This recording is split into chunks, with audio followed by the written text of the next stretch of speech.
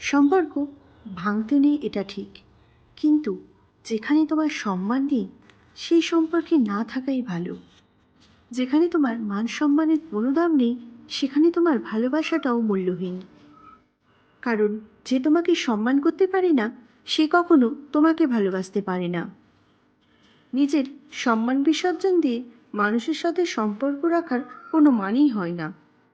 যেখানে নিজের সম্মান নেই সেখান থেকে নিজেকে সরিয়ে নেওয়াই ভালো।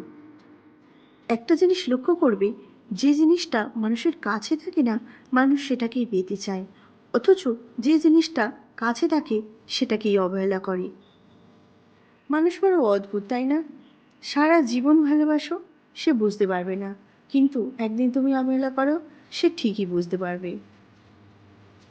সম্পর্ক যত পুরানো হয় তত কল দেওয়া কমে যায়, মেসেজ দেওয়া কমে যায়, কথা বলা কমে যায়, রিপ্লাইয়ের গতি হয় ধীর, অবহেলা বেড়ে যায়, আর গুরুত্ব কমে যায়। আসলে কাউকে অতিরিক্ত ভালোবাসলে এটাই হয়। কাউকে অতিরিক্ত গুরুত্ব দিলে সে তোমাকে তো সস্তা ভেবে অবহেলাই করবে। বন্ধুরা, অপমান সহ্য করা যায়, কিন্তু অবহেলা নয়। সবশেষে একটাই কথা বলবো, যে মানুষটা তোমার কাছে একটু সময় চায় তাকে কখনো ব্যস্ততা দেখিও না। যে মানুষটা শুধুমাত্র তোমাকে নিয়ে ব্যস্ত থাকতে চায় তাকে কখনো অবহেলা করো না। কারণ সময় একবার হারিয়ে গেলে আর ফেরত পাওয়া যায় না।